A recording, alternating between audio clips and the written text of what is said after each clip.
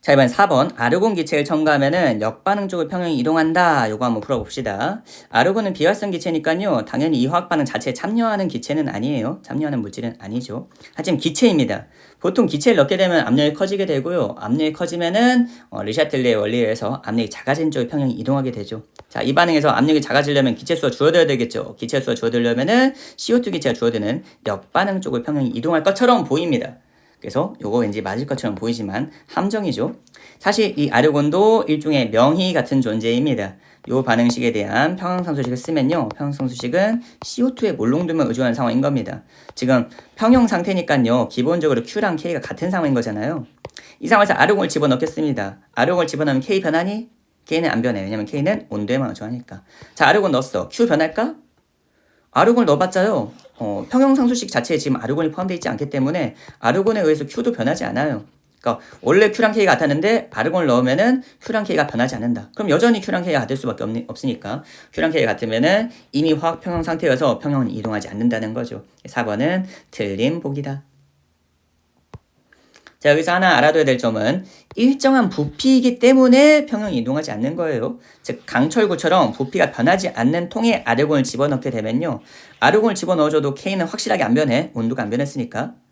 반면 Q는 CO2의 몰롱도만 의존하는 건데요. 아르곤을 집어넣는다고 해도 CO2의 몰롱도가 변하지 않잖아요. CO2의 현재 몰롱도가 변하지 않으면 당연히 Q도 변하지 않으니까 평형이 이동하지 않는 겁니다. 근데 일정한 부피가 아니라 부피가 변할 수 있는 통이라 생각해 볼게요. 예를 들어서 풍선이라든지 또는 피스톤처럼. 풍선이나 피스톤은 기체를 집어넣어주면 부피가 변하게 되거든요. 자, 이 풍선 속이었다면, 피스톤 속이었다면 어땠을까요? 자, 풍선 속에서 이 반응이 지금 화학평형 상태인데요. 여기다 아르곤을 집어넣어주면요. 일단 K는 확실하게 안 변합니다. 온도가 안 변했으니까요. 근데 풍선에다 아르곤을 집어넣는 순간 풍선의 크기가 커지게 돼요. 왜냐하면 풍선은 기체수에 의해서 부피가 변할 수 있는 공간이니까요. 자, 풍선의 크기가 커지면은 이 안에 들어있는 이산화탄소의 몰롱도는 어떻게 될까? 이 안에 들어있는 이산화탄소의 개수는 변하지 않아. 이산화탄소의 몰수는 변하지 않는데 부피가 변하잖아요. 그럼 이산화탄소의 몰롱도는 어떻게 돼? 변하게 돼. 즉 부피가 변하는 공간에 아르곤을 집어넣게 되면은 이산화탄소의 몰롱도가 변하게 되고요. 이산화탄소의 몰롱도가 변하면은 반응지수도 변할 수밖에 없다. 반응지수가 뭔데? 반응지수는 평형상수식에다가 현재 몰롱도를 대비해주는 값이야. 근데 이산화탄소의 현재 몰롱도가 변하게 되잖아요. 아르곤을 넣는 순간. 즉 반응지수 Q가 변하게 되고 K는 그대로인데 Q가 변한 상황이 되는 겁니다. Q가 커질까 작아질까? 풍선이 지금 부풀었잖아. 아르곤을 넣어줌에 따라서 몰수는 그대로인데 부피가 커졌다. 그럼 몰롱도는 작아진다. 즉 CO2의 몰롱도가 작아졌기 때문에 Q가 작아진다는 것을 의미하는 거죠. 즉 K는 그대로인데 Q가 작아졌다는 것은 Q가 커지는 쪽으로 평형 이동해야 한다는 뜻이야. Q가 커지려면 정반응 쪽으로 평형 이동해야 될 거 아니야? 즉 만약에 문제가 일정한 부피가 아니라 부피가 변하는 게 풍선이라든지 피스톤처럼 부피가 변하는 공간이었다면은 만약 아르곤을 첨가했을 시 역반응커녕 정반응 쪽을 평형이 이동한다 라고 해야지 옳은 보기라고 할 수 있겠습니다. 뭐 어쨌든 간에 4번은 확실하게 틀린 보기라고 할 수 있겠네요. 마지막 5번은 뭐 말할 것도 없지. 얘도 마찬가지로 평형상수식에 포함되어 있지 않은 명의 같은 존재이기 때문에 3번이랑 하등 다를 게 없습니다. 얘도 첨가하든 뭐하든 간에 평형이 이동하지 않는다. 정답은 결론적으로 3번. 탄산칼슘은 명희이기 때문에 명희가 2명이든 3명이든 이 평형 상태에서의 명운과 누나 주인공들의 농도는 변하지 않고 평형이 이동하지 않는다고 볼 수 있겠습니다. 정답은 3번이다. 자, 이 문제 한번 풀어볼게요. 그림은 V리터로 고정시킨, 즉 부피가 일정한 상황이네요. 이 상황에서 요 반응이 일어났을 때의 반응과 생성물의 농도를 나타낸 그래프이다. 자, 요거 한번 화학 반응식 나타내 보겠습니다. AA가 BB로 되는 반응인데요. 양론을 한번 살펴보죠. A라는 물질은 처음 0초일 때 몰롱도가 몇이었어? 0.5부터 시작했어. 즉 A는 아이스 테이블에서 처음에 0.5몰롱도였다. 아이스 테이블에는 보통 몰롱도가 아니라 몰수를 표시하잖아요. 근데 지금 부피가 일정한 상황이에요. 우리 몰롱도 공식을 이용하면은 N은 MV잖아요. 근데 얘가 지금 일정한 상황이야. 부피가 일정하다면은 N과 M은 비례관계다. 즉 몰롱도랑 몰수는 비례관계다. 그러니까 몰롱도가 0.5 몰롱도면은 몰수도 얘에 비례할 수밖에 없다는 뜻이야. 그러니까 몰수는 0.5 프라임이라 하겠습니다. 그러니까 0.5는 몰수 자체는 아니야. 몰롱도야. 근데 몰롱도랑 몰수랑 비례하니까 비례할 땐 쌤이 항상 이렇게 프라임을 쓰잖아요. 그러니까 A의 처음 몰수는 0.5 프라임이다. B도 똑같은 논리로 B는 0초인 순간에 0이었으니까 0, 뭐 프라임이라 하든 0이라 하든 뭐 상관없지. 0은 어차피 0이니까. 한편 최종 상태에서 A, 평형 상태에서의 A의 몰롱도는 0.1이니까 마지막 이퀄리브리엄에서는 0.1'이라고 할 수 있겠네. B는 0.2'이라 할 수 있겠습니다. 즉 이 차이가 C이니까 A는 0.4만큼 주어졌고 얘는 0.2가 되었다고 볼 수 있겠네. 이 체인지 상태에서의 몰수 B가 곧 개수 B이기 때문에 A랑 B는 몇이다? 2대1이다 라고 할 수 있기 때문에 얘의 실제 화학 반응은 2A가 B가 되는 반응이라고 볼 수 있겠습니다.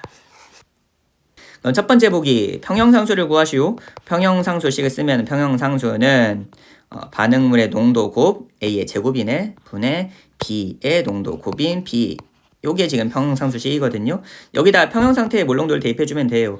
A의 평형상태의 몰롱도는 지금 0.1 몰롱도잖아. 그러니까 0.1 대입하면 되는 거고 또 B에는 뭐 대입하면 돼? 0.2 대입하면 되겠네. 그럼 계산하면은 0.1의 제곱은 0.01 얘는 0.2니까 K는 몇이다? 0.01분의 0.2니까 계산하면 20. 그래서 보기 기억은 맞는 보기였습니다.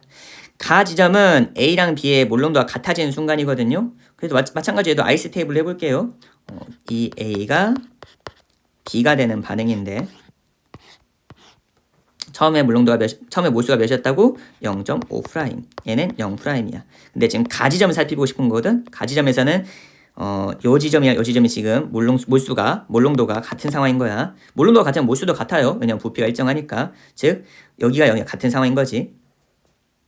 자, 이때 EA, B니까 C 부분은 항상 이 개수비에 의존하잖아요. 얼마만큼 쓰였는지 모르겠어요. 모르니까 EX만큼 쓰였다 칩시다. 그럼 여기는 반드시 X만큼 생길 수밖에 없는 거지. 왜냐면 개수비가 곧 얘들이 반응하는 몰수비니까. 즉 얘는 0.5' 빼기 EX.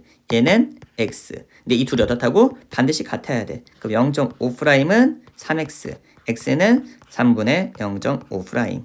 그럼 계산하면은 6분의 1이는 거네요. 6분의 1'. 즉 가지점에서 각각 A와 B의 몰수는 6분의 1'씩 있는 거야. 근데 지금 물어보는 건 몰롱도잖아요. 근데 몰수랑 몰롱도는 비례관계다. 우리 알다시피 몰수가 프라임이면은 몰롱도는 그냥 프라임 빼주면 되는 거잖아. 그냥 몰롱도를 몰수로 바꿀 때 프라임 쓴 거니까 다시 몰수를 몰롱도 바꾸면 프라임만 빼주면 되는 거죠. 그래서 가지점에서 A랑 B의 몰롱도는 둘 다 똑같고 이때 그 애들의 몰롱도는 몇이다? 6분의 1이다. 13분의 2는 확실히 틀렸죠? 자, T1 화학평형 상태인데요. 이 화학평형 상태에서 부피를 2V로 키워주도록 하겠습니다. 원래 부피가 V자리로 고정시킨 용기인데요. 이 순간부터 얘를 2V로 바꿔준다는 뜻이야. 부피가 커졌네. 부피가 커졌을 때 충분한 시간이 지나면 새로운 평에 도달하게 되고 그 새로운 평형 상태에서 A의 몰롱도는 0.1 몰롱도보다 더 커진다. 원래 처음에 A의 몰롱도가 0.1 몰롱도였거든요. 근데 얘를 부피를 키워주고 나서 충분한 시간이 지났을 때 얘의 몰롱도는 0.1보다 크다 지금 물어보고 있는 거예요. 자, 지금 어떤 변화를 주고 있는 거죠? 부피를 키웠습니다. 부피를 심지어 얼마만큼 키웠어? 2배 키웠어. 원래 V였는데 2V 됐으니까. 부피가 2배 되면은 몰롱도는 어떻게 될까?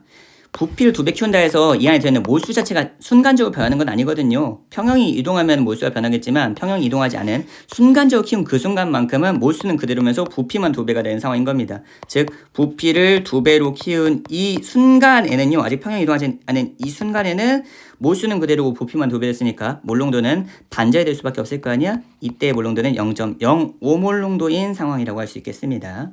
그 상황에서 평형이 이동하는 거거든요. 자, 평형이 어떻게 이동하는지 봅시다. 자, T1인 순간은 평형 상태거든요. T1은 당연히 농도가 일정하니까 평형 상태죠. 즉 K랑 Q가 같은 상황인 겁니다. 이때 T1이 된 순간 지금 평형 상태인데 부피를 2배로 키웠어요. 자, 부피를 2배로 키우면은 평형상수 변할까요? 평형상수는 변하지 않습니다. 평형상수는 온도에만 의존하니까요. 한번 반응지수 바뀔까? 반응지수는 평형상수식을 통해서 알 수 있는데 이 반응의 평형상수식은 A의 제곱분의 B입니다. 부피를 2배로 키우게 되면은 A의 몰롱도 어떻게 될까? 몰수는 그대로인데 부피만 2배 됐으니까 얘는 2배 작아지게 될 거야. 2분의 1이 된다는 겁니다. 반면 B의 몰롱도도 마찬가지로 이 안에 드는 B의 몰수는 같은데 부피만 2배 돼서 얘도 2분의 1배 될 수밖에 없는 거지. 똑같이 2분의 1배 된 것처럼 보이지만 사실 A는 A가 아니라 A의 제곱이잖아요. 즉 A가 2분의 1 되면은 분모는 결과적으로 4분의 1배가 된다는 뜻이야. 그러니까 분모는 4분의 1배 됐고 분자는 2분의 1배 됐네. 그럼 Q는 어떻게 되는 거야? 원래보다 더 2배 커지게 된다고 볼 수 있겠네요. 분모는 엄청 작아졌고 분자는 조금 작아졌다. 그럼 결과적으로 이 전체 값은 커지는 거잖아요. 즉 순간적으로 부피를 2배 키우는 순간 반응 지수는 2배 더 커지게 되는 거고요. K는 그대로인데 Q가 커졌다. 그러면은 지금 둘이 다른 상황인 거잖아. 다르게 되면 새로운 평형에 도달하게 되겠죠? 어떻게 평형이 이동해야 되겠어?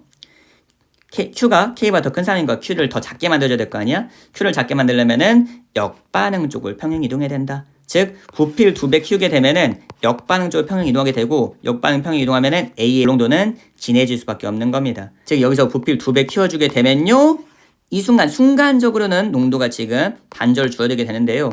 A의 몰롱도죠 물론. 근데 평형이 이동하는 과정에서 A의 몰롱도는 점점점 증가한다. 즉 얘는 몇이다? 0.05 몰롱도보다는 확실하게 더 커지게 된다. 자, 지금 질문은 0.05 몰롱도보다 크다 써있지 않고 0.1 몰롱도보다 크다 써있잖아요. 0.05 몰롱도보다는 확실히 크다거든요. 근데 0.1 몰롱도보다 크다고 말할 수 있을까? 우리 방금 전에도 얘기했었지만 평형이 이동할 때는 어떻다? 처음 농도보다 더 넘게 이동하진 않는다. 즉 0.1이 처음이었어. 순간적으로 0.05로 작아졌습니다. 작아졌네? 키워야지. 키우긴 키우는데 원래 것보다 더 커질 수 없다는 뜻이야. 즉 0.1몰 농도보다는 확실하게 커질 수가 없어. 0.05몰 농도보다는 클 뿐 0.1몰 농도보다는 확실하게 작다. 이것은 틀린 보기라고 할 수 있겠습니다. 정답은 기억만 맞았네.